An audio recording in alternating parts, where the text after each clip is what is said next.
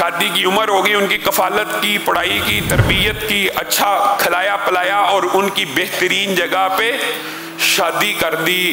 کل قیامت کے دن وہ میں محمد صلی اللہ علیہ وسلم کے ساتھ جنت میں ایسے ہوگا. اے میرے بابا، مجھے کس جرم میں قتل کیا تھا؟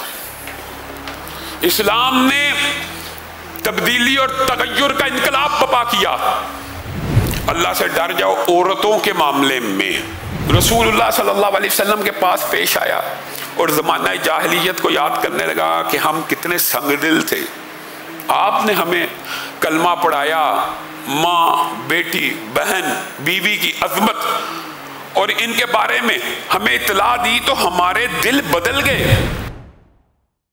آگے رسول اللہ صلی اللہ علیہ وسلم نے جو جملہ بولا، فاتقوا اللہ فی النساء، اللہ سے ڈر جاؤ عورتوں کے معاملے میں.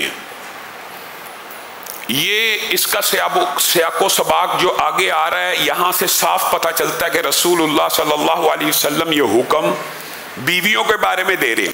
لیکن اکیلا اگر یہ جملہ دیکھا جائے تو اس میں جمیع عورتوں کی بات کی گئی ہے. آگے رسول اللہ صلی اللہ علیہ وسلم نے یہ بھی بیان کیا، ان عورتوں سے مراد یہ ہے کہ تمہیں تمہاری بیویاں اللہ کے کلام کی وجہ سے حلال کر دی گئی ہیں.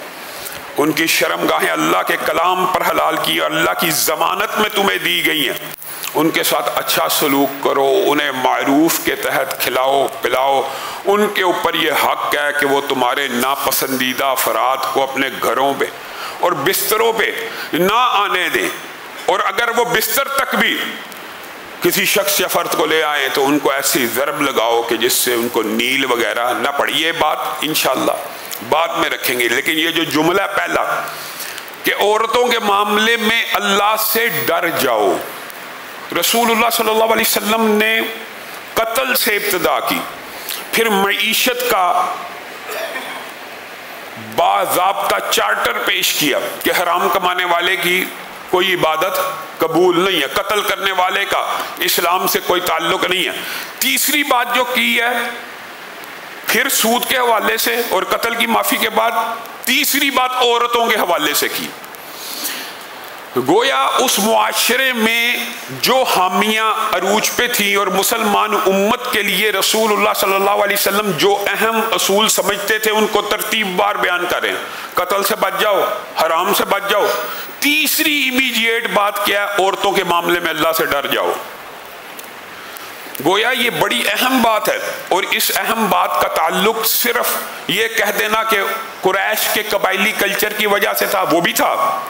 اسلام عورتوں کے حقوق کے چارٹر پیش کر رہا ہے، اور رسول اللہ صلی اللہ علیہ وسلم ان قبائل کا جو تعصب ہے عورتوں کے خلاف، بچیوں کے خلاف، اذا بشر احدهم بالانثى ظل وجهه مسودا وهو كظيم، جب انہیں کسی بیٹی کی ولادت کی خوشخبری سنائی جاتی ہے تو ان کے چہرے سیاہ پڑ جاتے ہیں. سیاہ. جن فرشتوں کو اللہ کی بیٹیاں کہتے ہو، ان بیٹیوں کی جب تمہیں خوشخبری سنائی جاتی ہے تو تمہارے چہرے سیاہ پڑ جاتے ہیں. اور اسی وجہ سے محدثین نے، مفسرین نے ایک عجیب نقطہ ذکر کیا، امام ابن قیم نے، کہ اللہ رب العزت نے بھی جب دینے کی باری آئی اولاد میں سے تو پہلے کس کا ذکر کیا؟ بچیوں کا. یَهَبُ لِمَن يَشَاءُ إِنَاثًا وَيَهَبُ لِمَن يَشَاءُ الذُّكُورَ. یہاں پہ لڑکوں سے پہلے کس کا ذکر کیا؟ بچیوں کا.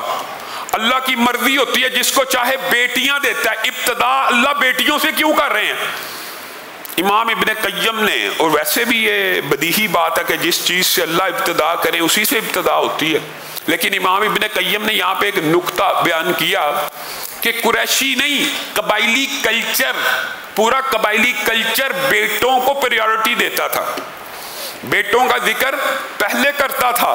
تو اللہ تعالیٰ نے قرآن پاک میں بیٹیوں کا ذکر پہلے کر کے ان کی اہمیت کے اوپر زور دیا. اور المال والبنون زینت الحیات الدنیا والباقیات الصالحات، یہاں پہ بھی بعض مفسرین نے تفسیر کرتے ہوئے کہا کہ اللہ رب العزت نے مال کو اور بیٹوں کو دنیا کی زینت قرار دیا. والباقیات الصالحات، اور بیٹیوں کو، یہاں پہ باقیات اور صالحات، مفسرین کا ایک گروہ اس بات کا قائل ہے کہ اس سے مراد بیٹیاں ہیں، اور ان کا اجر اور ثواب، بیٹے تو دنیا کی زیب و زینت ہیں، اور بیٹیاں انسان کو جنت میں لے کے جانے والی ہیں۔ اور یہ قرآن کی آیت، اس کی جو مفسرین یہ تفسیر کرتے ہیں وہ صرف قرآن پاک سے نہیں ہے، اس کی تائید میں 12 حدیثیں موجود ہیں، 12، اور ان میں سے اکثر حدیث کا آپ کو پتہ ہے، لیکن چونکہ موضوع ہے ان کو دہراتے جائیے۔ رسول اللہ صلی اللہ علیہ وسلم کے پاس بہت سے مقدمات لائے جاتے تھے بیٹیوں کے حوالوں سے۔ رسول اللہ صلی اللہ علیہ وسلم ارشاد فرماتے تھے، رسول اللہ صلی اللہ علیہ وسلم نے اجمالی طور پر ارشاد فرمایا، جس نے، چونکہ وہ معاشرہ بیٹیوں کی پیدائش کے اوپر خوشخبری کو بھی قبول نہیں تھا کرتا، ظل وجہہ مسودن، ان کا چہرہ سیاہ ہو جاتا تھا بیٹی کی پیدائش کا سن کر، تو رسول اللہ تبلیغ کر رہے ہیں اس معاشرے میں، اور یہ جو بیٹیاں ہیں یہ اتنی برکت والی ہیں، اتنی عظمت والی ہیں، تم میں سے کوئی شخص ان میں سے 2 بچیوں کی کفالت کرتے ہوئے ان کا اچھی جگہ بیاہ کر دے۔ کتنی بچیوں کی؟ 2 بچیوں کی کفالت کرتے ہوئے، بالغ ہو گئی، شادی کی عمر ہو گئی، ان کی کفالت کی، پڑھائی کی، تربیت کی، اچھا کھلایا پلایا، اور ان کی بہترین جگہ پہ شادی کر دی۔ کل قیامت کے دن وہ میں محمد صلی اللہ علیہ وسلم کے ساتھ جنت میں ایسے ہوگا۔ وہ معاشرہ جو بیٹیوں کو زندہ درگور کر رہا ہے، وہاں پہ رسول اللہ بیٹیوں کی عظمت کو بیان کر رہے ہیں کہ وہ میں محمد صلی اللہ علیہ وسلم کے ساتھ جنت میں ایسا ہوگا۔ اور بعض صحابہ نے اس حدیث میں ایک اور بات بھی ذکر کی کہ رسول اللہ صلی اللہ علیہ وسلم نے 3 بیٹیوں کا ذکر کیا، تو کسی نے کہا کہ اللہ کے رسول 2 کی کفالت کی جائے، تو رسول اللہ نے کہا ہاں 2 کی کفالت کرنے والا بھی جنت میں داخل ہو جائے گا۔ اور پھر صحابہ خود بیان کرتے ہیں، ہم نے یہ سوچا، خود سوچا، یہ حدیث نہیں ہے، کہ اگر ہم اس وقت رسول اللہ سے یہ پوچھ لیں کہ ایک بیٹی کی کفالت کرنے والا بھی جنت میں جائے گا، تو رسول اللہ ضرور کہیں گے کہ وہ بھی جنت میں داخل ہو جائے گا۔ اب مجھے آپ ایک بات بتائیے، وہ معاشرہ، ایک صحابی رسول، تاریخ میں یہ واقعہ بھی موجود ہے، رسول اللہ صلی اللہ علیہ وسلم کے پاس پیش آیا اور زمانہ جاہلیت کو یاد کرنے لگا کہ ہم کتنے سنگ دل تھے، آپ نے ہمیں کلمہ پڑھایا، ماں، بیٹی، بہن، بیوی کی عظمت اور ان کے بارے میں ہمیں اطلاع دی تو ہمارے دل بدل گئے، لیکن اے اللہ کے رسول میں اتنا سنگ دل تھا، میری 10 سے 12 سال کی عمر کی ایک بچی تھی، میں ہر روز اس کو دیکھ کے جلتا کڑتا تھا۔ ایک دن وہ مجھ سے کھیل رہی تھی، میں نے اس کو پکڑا اور ایک گڑھے کے کنارے میں لے گیا، آخری الفاظ جو میری بچی کے میرے ساتھ تھے، وہ کہہ رہی تھی بابا آپ کے کپڑوں کو مٹی لگ رہی ہے، اور میرے کپڑوں کو جھاڑ رہی تھی، اور میں ایسا ظالم تھا کہ اسی کے اوپر مٹی پھینک رہا تھا، اور اس کو میں نے زندہ درگور کر دیا، اور وہ آخری دم تک مجھے کہتی رہی بابا آپ کے کپڑے خراب ہو رہے۔ رسول اللہ صلی اللہ علیہ وسلم نے یہ واقعہ سنا، زاروں کی طرح رونا شروع کر دی۔ ایسا سنگ دل بھی انسان ہو سکتا؟ رسول اللہ صلی اللہ علیہ وسلم نے کہا دوبارہ سنائیے، پھر رونا شروع کیا، اور رسول اللہ نے کہا اسلام کی وجہ سے اللہ نے سابقہ گناہوں کو معاف کر دیا، ورنہ یہ جرم اللہ کو اتنا ناپسند ہے۔ وَإِذَا الْمَوْءُودَةُ سُئِلَتْ بِأَيِّ ذَنبٍ قُتِلَتْ، یہ جتنے زندہ درگور کرنے والے ہیں بچیوں کو، یا حمل اور الٹرا ساؤنڈ کے اندر بیٹی آ جائے اس کو قتل کر دینے والوں کے بارے میں قرآن پاک میں یہ آیت ہے، کل قیامت کے دن وہ بچیاں جنہیں بے قصور زندہ درگور کیا گیا ہوگا، بے قصور قتل کیا گیا ہوگا، وہ پوچھیں گی اللہ کی عدالت میں، اس سے بڑی عدالت اور اس سے بڑا منصف قیامت کے دن کوئی نہیں ہوگا۔ اس دن پوچھا جائے گا اے میرے بابا مجھے کس جرم میں قتل کیا تھا؟ اسلام نے تبدیلی اور تغیر کا انقلاب بپا کیا، اور ملحد مافیا، لبرل مافیا اس اسلام کے اوپر ہردہ سرائی کرتا ہے کہ انہوں نے عورتوں کے حقوق، رسول اللہ صلی اللہ علیہ وسلم کہہ رہے ہیں جس نے بچی کی کفالت کی، اچھا کھلایا پلایا، اس کی پرورش کر کے بیاہ کر دیا، وہ جنتی ہے۔ اس سے زیادہ ترغیب کیا ہو؟ رسول اللہ صلی اللہ علیہ وسلم نے عورتوں کے بارے میں جو حقوق بیان کیے ہیں، اللہ کی قسم کھا کے کہتا ہوں دنیا کے سارے قانون دان اکٹھے ہو جائیں، وہ اخلاقیات میں ان رشتوں سے آگے کوئی چیز بنا نہیں سکتے۔ بتائیے، ہم وہی ہیں نا کہ جو بچیوں کو زندہ درگور کیا کرتے تھے، آج بیٹیاں رسول اللہ کی اس تربیت کی وجہ سے بیٹوں سے زیادہ محبوب ہوتی ہیں۔ امام احمد ابن حنبل کے گھر بیٹی پیدا ہوتی، اور ابو یوسف جو ان کے شاگرد تھے، ان کے گھر تو پے در پہ 7 بچیاں پیدا ہوئی۔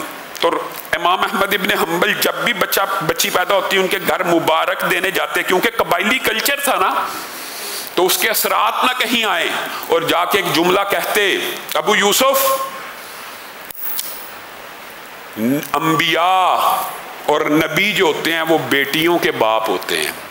یہ اللہ کی سنت ہے کہ انبیاء کو بیٹے بھی دیے، لیکن اکثریت انبیاء بیٹیوں کے باپ ہوتے ہیں۔ کیوں؟ یہ بھی ایک تربیت کا انداز ہوتا ہے، بچیوں کو پالنے والے، بیٹیوں کو پالنے والے، اور ان کی اچھی تربیت کرنے والے، اور ان کے لیے غم اور فکر میں مبتلا ہونے والے۔ آج معاشرے کے باپوں کو دیکھ لیجئے، وہ کس کس تربیت گاہ سے گزرتے ہیں، وہ کس کس امتحان اور صبر سے گزرتے ہیں۔ گویا وہ جب بھی ان کے گھر بیٹی پیدا ہوتی، امام احمد ابن حنبل مٹھائی لے کے مبارکباد دینے ان کے گھر جاتے کہ کہیں اس کے دل میں بچی کے خلاف کوئی بات پیدا نہ ہو۔ اور امام ابن قیم نے کہا ہے بدبخت ہے وہ شخص جو بیٹے کی آمد کے اوپر تو مبارکبادیں بانٹتا پھرے اور بیٹی کی آمد کو چھپاتا پھرے۔ جس طرح بیٹے کی آمد کی مبارکباد ہے، اسی طرح بیٹی کی آمد کی بھی مبارکباد ہے۔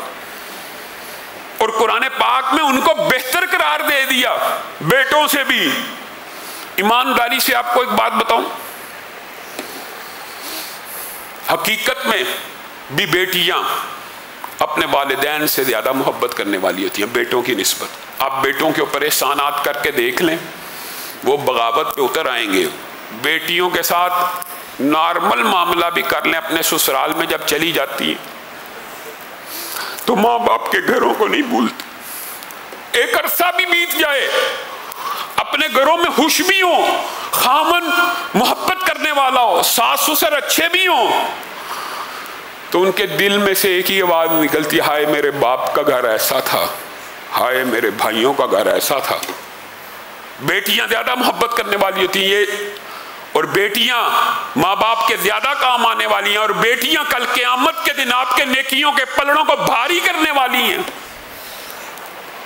آپ ان عورتوں کے چاروں رشتوں کی طرف توجہ کر لیجئے، چاروں رشتوں کی طرف، اللہ کی قسم مبالغہ نہیں ہے۔ بتائیے ماں کا رتبہ بلند ہے کہ باپ کا؟ بتائیے تو ماں عورت ہے کہ مرد ہے؟ 3 گنا زیادہ رتبہ ماں کا رکھا، بیٹی کو بیٹے سے مقدم کیا، خامند کو بیوی کے حقوق کا اس طرح پابند کیا، خیرکم لأہلہ وانا خیرکم لأہلی، تم مردوں میں سے سب سے بہترین شخص۔ آپ نے یہ تو حدیث سن لی کہ تم میں سے سب سے بہتر وہ ہے جو قرآن پڑھے پڑھائے، یہ حدیث نہیں یاد۔ تم میں سے سب سے بہترین شخص وہ ہے، تم میں سے بھی، یہ رسول اللہ کا فرمان آپ کے اور میرے لیے بھی ہے، تم میں سے سب سے بہترین شخص وہ ہے جو اپنی بیوی کے لیے سب سے اچھا ہے۔ ہم میں سے جو شخص یہاں پہ بیٹھا ہوا اپنی بیوی کے لیے سب سے اچھا ہے، وہ ہم میں سے سب سے اچھا ہے۔ نیکی صرف تبلیغ کا نام نہیں ہے، جمعے پڑھانے کا نام نہیں ہے، سجدے رکوع کرنے کا نام نہیں ہے، تسبیحاں اور وظائف کی مالا جپنے کا نام نہیں ہے، اخلاقیات کا نام بھی ہے۔ دین میں عبادات ہے تو اخلاقیات بھی ہیں۔ تم میں سے سب سے بہترین وہ ہے جو اپنی بیوی کے لیے سب سے بہتر ہے اور ہمارا معاشرہ جینے نہیں دیتا. جو بیوی کے لیے اچھا ہو یہ رن مرید ہے, یہ زن مرید ہے, یہ بیوی کے نیچے لگا ہوا ہے. ہم نے رسول اللہ کی سیرت سے اس خطبے سے کچھ بھی نہیں سیکھا. عورتوں کے بارے میں اللہ سے ڈر جاؤ, ڈر جاؤ, اللہ سے ڈر جاؤ. مجھے اور آپ کو ہی کہہ رہے ہیں نا. رسول اللہ نے پوری زندگی 9 بیویوں کے ساتھ بھی گزاری ہوئی ہے. ساری بیویوں کی گواہی ہے. ماں عائشہ کی گواہی ہے کہ مدتیں بیت گئی ہیں, مدتیں. ہم تو کرنی چاہیے بچیوں کی ٹریننگ, بیٹیوں کی ٹریننگ کرنی چاہیے, لیکن وہ ہماری ماں کیا گواہی دیتی ہے؟ مدتیں بیت گئی ہیں, مدتیں, سال ہا سال گزر گئے ہیں. ایک رات ایسی نہیں آئی, ایک رات کہ رسول اللہ نے اپنی کسی بیوی کو آواز دے کے کہا ہو عائشہ, حفصہ, ام سلمہ, کسی کو آواز دے کے کہا ہو کہ میرے لیے پانی کا گلاس لے آؤ. ہم بیویاں دیکھتی تھیں, منتظر تھیں کہ رسول اللہ آرڈر کریں, بھاگتی ہوئی جائیں, ان کی خدمت کو بجا لائیں. ہم کیا دیکھتی ہیں؟ رسول اللہ سوئے میں بھی کسی بھی حالت میں اٹھے ہیں, کسی بیوی کو آواز نہیں دی, خود اٹھے ہیں, پیالے سے برتن کو بھرا ہے, پیالے میں پانی سے کو بھرا ہے, اور خود اٹھ کر مٹکے اور مشکیزے کو الٹا کیا, اس برتن میں پانی ڈالا ہے اور خود پینا شروع کر دیا. ہمارے دلوں میں خیال آتا کہ کاش ہمیں کہہ دیتے. ایک دفعہ بھی نہیں کہا. مدتیں بیت گئی ہیں, 9 سال 10 برس بیت گئے. کون ہے جو ایسا بیوی کا خیال کرنے والا؟ اور پھر جو ازواج مطہرات نے رسول اللہ کے بارے میں گھریلو زندگی کے حوالے سے باتیں کی ہیں, سبحان اللہ. آج ہم اس بات کو کریں تو وہی بات رن مرید یہ وہ. اور بتائیے یہاں پہ جتنے بیٹھے ہیں, پچھلے حال میں, باہر, اندر, آپ میں سے کوئی ایک شخص ایسا ہے جس نے بیوی کو گھر صاف کرتے ہوئے دیکھ کر اس کے ہاتھ سے کپڑا یا جھاڑو پکڑ کے خود گھر صاف کرنا شروع کر دیا ہو؟ کوئی ایک بتا دیجیے. اور ازواج مطہرات کہتی ہیں رسول اللہ گھر کے کاموں میں بھی کبھی ہمیں مشغول دیکھتے, سبحان اللہ, تو صفائی میں بھی ہمارا ہاتھ بٹا دیتے ہیں. صفائی میں بھی ہم رسول اللہ کا جوتا بھی سینے کی کوشش کرتی تو آگے بڑھ کے پکڑ لیتے اور خود سینا شروع کر دیتے. گھر داری کے امور کے اندر بھی رسول اللہ صلی اللہ علیہ وسلم, ہم میں سے جتنا مرضی بیوی کے ساتھ اچھا سلوک کرنے ہو, میں گارنٹی دیتا ہوں کسی نے اپنے گھر میں بیوی سے لے کے جھاڑو نہیں پھیرا ہوگا. ازواج مطہرات کہتی ہے آٹا بھی گوندتے ہوتے, کھانا, یہ ایک جنرلی آپ کو بات سمجھائی جا رہی کہ رسول اللہ گھر داری کے امور میں بھی, کھانا پکانے کے امور میں, صفائی کے امور میں, جوتا گانڈنے کے امور میں اپنی بیویوں کا ہاتھ بٹایا کرتے تھے. اور ماں عائشہ کہتی ہے محبت اور الفت کا یہ وہی قبائلی معاشرہ ہے نا کہ جہاں پہ بیٹیوں کو زندہ درگور کیا جا رہا ہے اور بیویوں کو پاؤں کی جوتی سمجھا جاتا تھا کہ جن کے اوپر جتنا مرضی تشدد کر دیا جائے وہ بس بیاہ دیے. تو اب یہ جو ہمارے معاشرے میں بھی اساتذہ کے بارے میں کہا جاتا ہے کہ کھلڑی تو اڈی ہے تے ہڈیاں ساڑی ہیں, یہ قبائلی معاشرے میں عورتوں کے ساتھ بھی یہی معاملہ کیا جاتا تھا. تو رسول اللہ صلی اللہ علیہ وسلم نے اس کے اوپر کیسے ضرب لگائی؟ بیٹیوں کی شان و عظمت کو بیان کیا, اور پھر بیویوں کے حقوق کو کیسے بیان کیا. ماں عائشہ خود بیان کرتی ہیں کہ رسول اللہ ہمیں کیسے دکھ دے سکتے تھے. رسول اللہ تو ایسی محبت کرنے والے تھے, اللہ کی قسم پیالے کے جس کونے پہ میں اپنے ہونٹ لگا کے پانی پیا کرتی تھی, رسول اللہ عمدن محبت کا اظہار کرنے کے لیے. اور ہم یہ ہیں کہ ہم یہ باتیں کریں جو اس کو کہا جاتا ہے, یہ دیکھیں جی اپنی بیوی کے حوالے سے رسول اللہ عمدن ماں عائشہ سے وہ برتن پکڑتے اور انہی جگہوں پہ اپنے ہونٹ کو رکھا کرتے جہاں ماں عائشہ نے ہونٹ لگایا ہوتا, اور عمدن یعنی دکھانے کے لیے وہیں سے پانی پیتے. حتیٰ کہ اگر میں کوئی گوشت کی بوٹی کھا رہی ہوتی تو محبت سے جس جگہ پہ میں نے دانت گاڑے ہوتے رسول اللہ وہیں پہ اپنے دانت کو گاڑ لیتے. اور محبت اور الفت کا وہ مظاہرہ کیا کہ لوگوں نے پوچھ لیا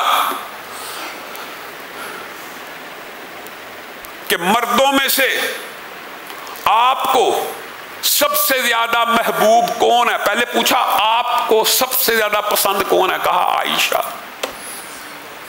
کہاں پہ کہہ رہے ہیں؟ مردوں میں کہہ رہے ہیں کہ گھر میں کہہ رہے ہیں؟ مردوں نے پوچھا نا. ہم بیوی سے محبت کا اظہار اپنے کمپنی میں یا سوسائٹی میں کر دیں، رن مرید، زن مرید اور کیا کیا تانے دیے جاتے ہیں. پوچھا کہ نہیں ہے اللہ کے رسول مردوں میں سے، تو رسول اللہ صلی اللہ علیہ وسلم نے پھر بھی محبت کا انداز نہیں چھوڑا. کہہ سکتے تھے میرا یار غار، میرا ساتھی، میرا خلیل، میرا رفیق. کہا عائشہ کا باپ ابو بکر. میں نے اور آپ نے اپنے گھریلو امور کو کیا رسول اللہ صلی اللہ علیہ وسلم کے مطابق، اور پھر بہن کی باری آئے تو بھی بہنیں بھائیوں سے بہتر ہوتی ہیں. یہ بھی بات، یہ ان میں مبالغہ نہیں ہے. ماں کی بات آئے تو ماں باپ سے بہتر ہے. بتائیے جو چاروں رشتے قرآن پاک ہے، قرآن پاک کی سورت نساء ہے کہ نہیں؟ کیا رجال سورت ہے؟ وہ لوگ جو اسلام کے اوپر اور قرآن اور حدیث کے اوپر اعتراض کرتے ہیں ان کو پتہ نہیں ہے کہ قرآن پاک میں پوری سورت سورہ نساء کے نام سے موجود ہے. قرآن پاک میں پوری سورت سورہ مریم کے نام سے موجود ہے. یہ کہتے ہیں یہ اسلام میں عورتوں کے حقوق نہیں ہے. کون سے حقوق آپ چاہتے ہیں؟ آپ چاہتے ہیں کہ عورت برہنہ پھرے، عورت جانور کی طرح بکر منڈی میں گائے بیل ریوڑ اور جانور جس طرح سج سور کے نکلتے ہیں، آپ چاہتے ہیں کہ عورت اس طرح نکلے، اور عورت کی رسائی تک کی آپ جنگ چاہتے ہیں. عورت کے حقوق کی جنگ نہیں ہے آج معاشرے میں، یاد رکھیے گا. اللہ کی قسم عورت کے حقوق اگر کوئی عورت کو صحیح معنوں میں دے سکتا ہے تو وہ قرآن و سنت سے اخذ ہوں گے، اور قرآن و سنت ہی حرف آخر ہے، اور قرآن و سنت ہی دین ہے، اور قرآن و سنت ہی آخرت میں کام آنے والا ہے. یہ جو کہتے ہیں نا عورتوں کی حقوق کی جنگ ہے، یہ عورتوں کے حقوق کی جنگ نہیں ہے، یہ عورتوں کی آزادی کی جنگ بھی نہیں ہے، یہ عورتوں کی تک رسائی کی جنگ ہے. یہ عورت کو چاہتے یہ ہے کہ عورت کے حقوق اجاگر ہوں. بتائیے جتنی این جی اوز ہیں، جتنی عورتوں کے حقوق کے نعرے لگانے والی ہیں، کبھی آپ نے ان میں سے کسی ایک این جی او سے یہ بات سنی ہے کہ عورت کا سب سے بڑا استحصال یہ ہے کہ عورت جسم فروشی کرے؟ جسم فروشی کے اڈوں کے خلاف کبھی آپ کو یہ لبرل مافیا کھڑا نظر آئے گا؟ اللہ کی قسم عورت کی سب سے بڑی حق تلفی معاشرے میں یہ ہے کہ عورت روٹی کھانے کے لیے اپنے جسم کو فروخت کرے. اس سے بڑی عورت کی حق تلفی کوئی نہیں ہو سکتی، اور اس سے زیادہ عورت کے اوپر ظلم کوئی نہیں ہو سکتا.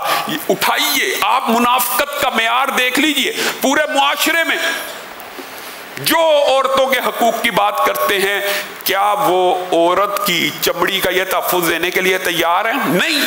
وہ کہیں گے گلیمرائز کرو، اور عورت کا تو پروڈکٹ ہونا چاہیے، عورت کو تو ڈرامے اور فلموں میں سج سنور کے کام کرنا چاہیے، اس کو اپنی اس چمڑی کی نمائش کر کے پیسہ کمانا چاہیے. یہ سب سے بڑا استحصال ہے. اگر یہ عورتوں کے حقوق کے بارے میں سیریس اور سنجیدہ ہوں تو علماء کے ساتھ مل کر سب سے پہلے جسم فروشی کے اڈوں کے خلاف کمپین چلائیں. نہیں چلائیں گے، یہ ان کو پروموٹ کرنا چاہتے ہیں. آپ بتا دیجئے عورت کے ساتھ آپ نے کیا سلوک کیا معاشرے میں؟ یہ عورت کے حقوق کے چیمپئن ہیں.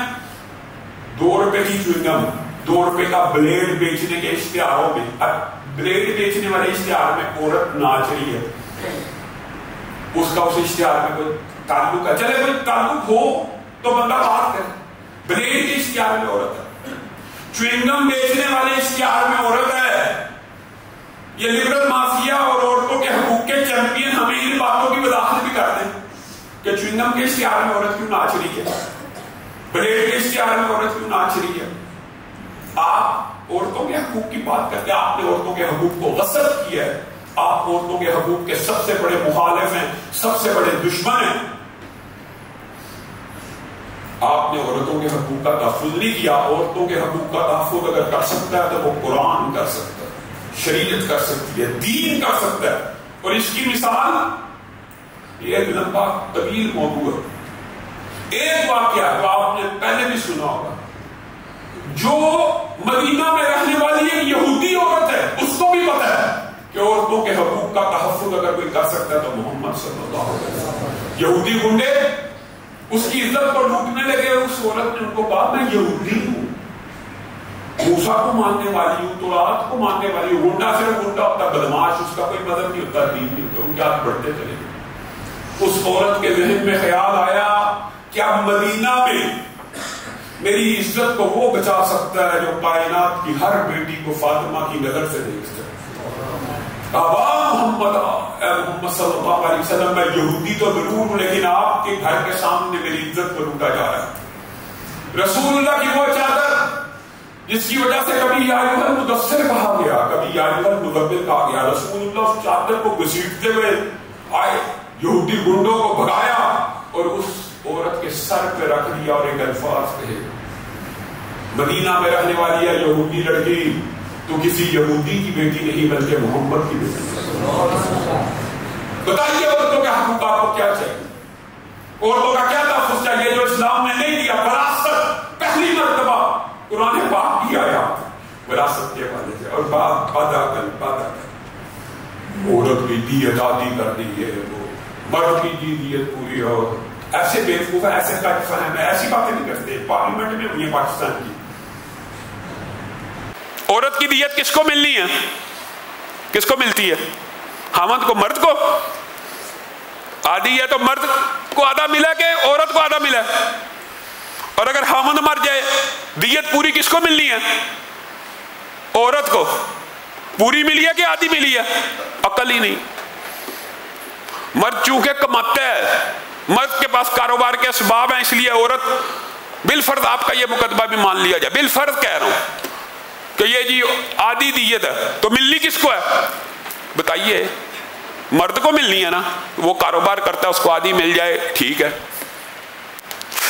بات سمجھ نہیں آئی. اور اگر عورت کو,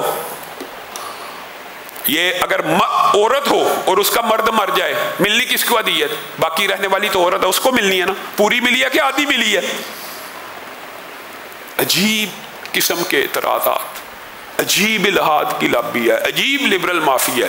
نہ قرآن کو سمجھا, نہ سنت کو سمجھا, نہ حدیث کا مطمع نظر دیکھا, نہ عورت کے حقوق کا مطالعہ کیا, نہ اسلام کے اندر عورت کے جو مقام و مرتبے ہیں. یہ چار عظیم الشان رشتے, عظیم الشان رشتے.